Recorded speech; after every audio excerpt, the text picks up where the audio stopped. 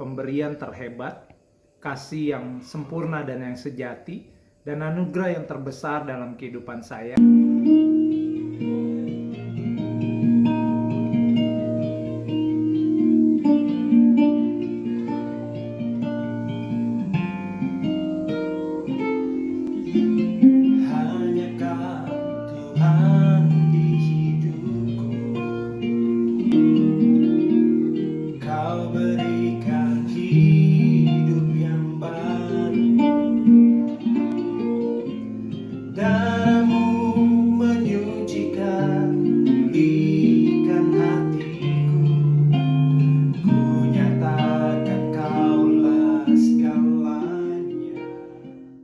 Filipi 2 ayat 10, yang ku kehendaki ialah mengenal dia dan kuasa kebangkitannya dan persekutuan dalam penderitaannya, di mana aku menjadi serupa dengan dia dalam kematiannya. Ibrani 2 ayat 14, karena anak itu adalah anak-anak dari darah dan daging, maka ia juga menjadi sama dengan mereka dan mendapat bagian dalam keadaan mereka, supaya oleh kematiannya ia memusnahkan dia, yaitu iblis yang berkuasa atas maut.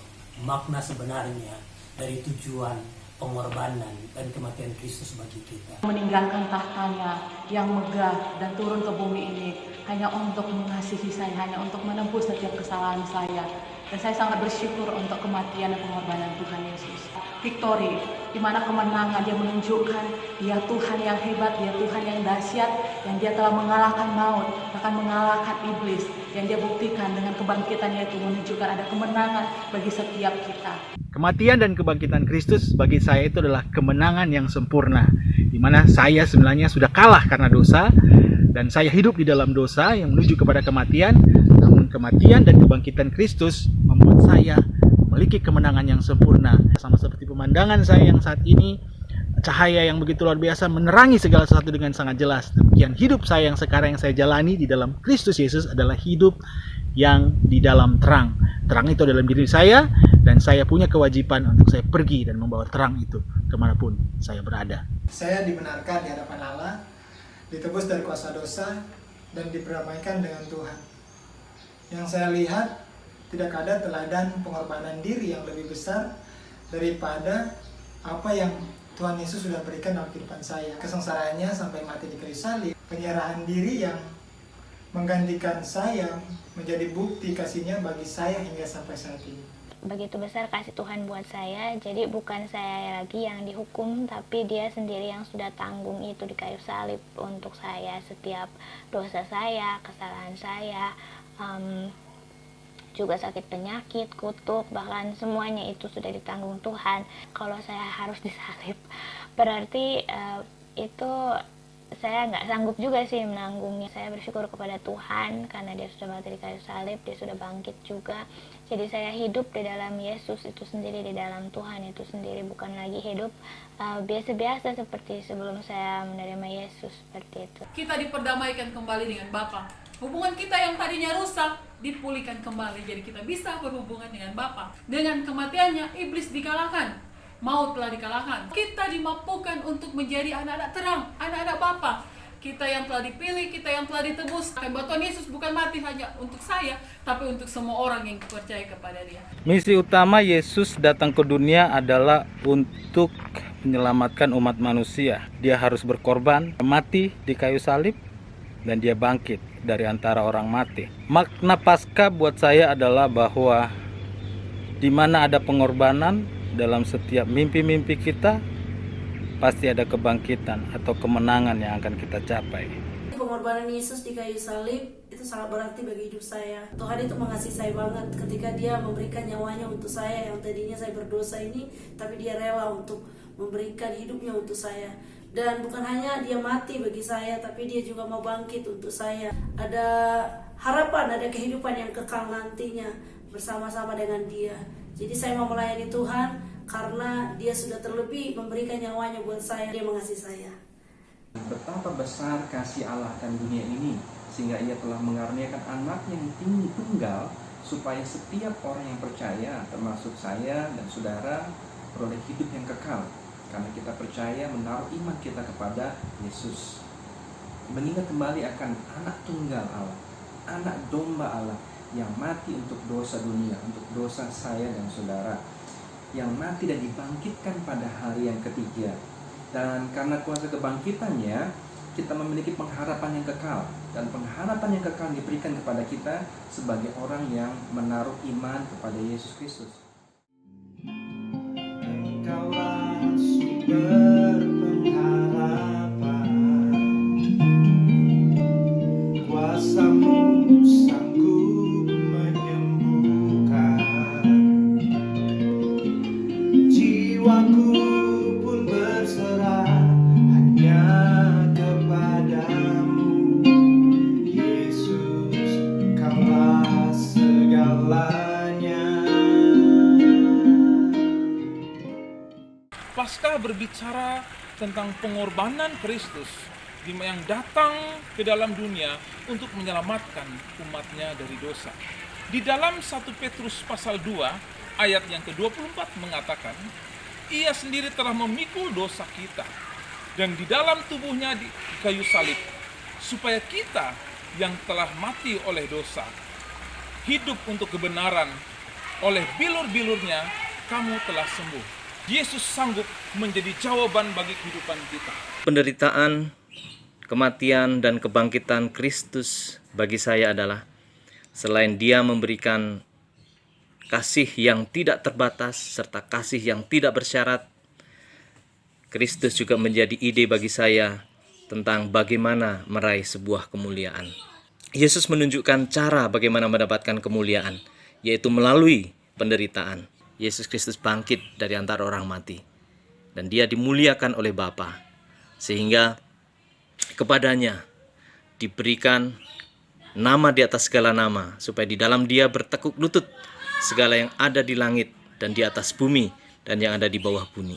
Paskah adalah wujud cinta kasih Tuhan dan teladan kehidupan untuk mencapai kemuliaan yang sebenarnya. Berbicara tentang makna kematian dan kebangkitan Yesus, Tuhan ingatkan saya tentang sebuah benih yang harus jatuh ke tanah dan dia harus membusuk dulu. Setelah itu waktu dia membusuk, dia akan mengeluarkan tunas, dan tunas itu bisa bertumbuh menjadi pohon yang besar, dan akhirnya pohon itu bisa menghasilkan buah. Sebagai orang-orang yang percaya kepada Kristus, kita harus benar-benar menjalankan anugerah yang sudah Tuhan berikan kepada kita ini dengan bagaimana kita hidup, bertumbuh, menghasilkan buah di dalam kehidupan kita. Lewat pengorbanan dan karyanya di atas kayu salib, ketika darahnya tertumpah, tercurah, itulah yang mengampuni setiap dosa umat manusia. Firman Tuhan berkata, hai maut, di manakah kemenanganmu? Hai maut, di manakah sengatmu? Bahwa melalui kebangkitan Kristus, kita diberikan kehidupan yang kekal. Ketika kita masih hidup di dunia ini, kita diberikan kekuatan, kemampuan untuk terus menang terhadap dosa, karena kita adalah hamba-hamba kebenaran, bukan hamba-hamba dosa lagi. Dia memberikan yang terbaik, yaitu dirinya sendiri. Berkorban, mati, itu bukanlah hal mudah, tapi Yesus lakukan. Dia lakukan karena dia tahu siapa Bapaknya. Dia tahu siapa dirinya, dan dia tahu tujuan dari pengorbanan yang dia lakukan itu, yaitu untuk menyelamatkan umat manusia. Yesus mati, ya, Yesus mati, tapi dia bangkit. Dan kebangkitan itu yang membuktikan tentang ketuhanannya dia, kealahan dia, dan kemenangannya dia atas maut. Dan itulah yang menjadi kemenangan kita juga sebagai orang Kristen. Sebagai bukti kasihnya bagi seluruh dunia, kasih tanpa syarat yang mana dia berikan secara cuma-cuma, atau kita kenal dengan anugerah itu. Hukuman demi hukuman, hinaan, cercaan, semua fitnaan, semua, kalau semua itu dikasihkan, ditimpakan kepada manusia, saya yakin manusia tidak bakalan untuk itu. Tuhan Yesus menukarkan semua itu dengan dirinya sendiri, dengan dia menaruh, dia memberi dirinya untuk menjalani penderitaan itu, bahkan sampai disalib. Itu hal yang luar biasa. Kemenangan Kristus atas kuasa setan, ini sangat penting sekali. Itu adalah memberi garansi untuk saya tetap percaya akan hari esok, bahwa di dalam Kristus pasti ada hari esok, di dalam Kristus pasti ada pengharapan yang baru. Kita hidup di hari-hari di mana segala sesuatu semakin menjadi tidak menentu. Banyak orang yang kehilangan apa yang berharga dalam hidup mereka. Semua menjadi takut, saudara. Dan kita semua sepakat bahwa semua manusia di muka bumi ini merindukan krisis ini segera berlalu, penyakit COVID-19 ini segera lenyap. Dan kabar baiknya adalah pada hari ketiga Yesus bangkit di antara orang mati. Maria tidak bisa menemukan tubuhnya karena malaikat berkata, "Siapa yang kamu cari?" Yesus telah bangkit. Seharusnya kebenaran ini cukup buat kita untuk kita tetap teguh di dalam Tuhan. Kita teguh di dalam Tuhan, saudara, bukan karena COVID-19 ini berlalu atau krisis ini berakhir. Kita teguh di dalam Tuhan karena kita mengerti bahwa Yesus telah bangkit. Yohanes 16 ayat 33 berkata, "Saya dan saudara di dalam dunia ini akan menerima aniaya, tetapi kuatkanlah hatimu karena Yesus berkata, Aku telah mengalahkan dunia." Itu adalah kemenangan yang membawa perubahan dalam hidup saya. Kenapa saya bisa berkata demikian? Karena mengingatkan saya kembali bagaimana penderitaan yang Yesus alami ketika dia disalibkan. Dia dicaci maki, dicambuk, sangat menderita hanya untuk menebus dosa-dosa saya dan dosa kita semua. Dan melalui kuasa kebangkitannya, kita memperoleh kemenangan, kita memperoleh keselamatan. Kita telah menang dari setiap kutuk dosa kita, dan kita telah menang dari kehidupan kita yang lama, sehingga hidup kita diubahkan di dalam Yesus. Kemenangan yang membawa perubahan. Amanat agung untuk kita semua. Nah, saat Tuhan Yesus mengorbankan dirinya di atas kayu salib untuk menebus umat manusia, itu menjadi amanat agung untuk kita semua yang sudah ditebus olehnya, yaitu menjadikan semua bangsa muridnya. Ini adalah tugas kita semua yang mengaku diri kita pengikut Kristus. Seperti yang tertulis di Matius 9 ayat 37, "Tuaian banyak tapi pekerjanya sedikit." Nah, marilah tahun ini kita bersama-sama mengambil tanggung jawab untuk melaksanakan amanat agung ini. Mengingat kembali pengorbanan dan penderitaan Tuhan Yesus Kristus yang mati dan bangkit sehingga kita diselamatkan, saya teringat kembali masa lalu saya sebelum saya bertobat. Sempat saya 1 tahun sakit di Jepang. Setiap hari hidup saya tidak ada damai dan sejahtera.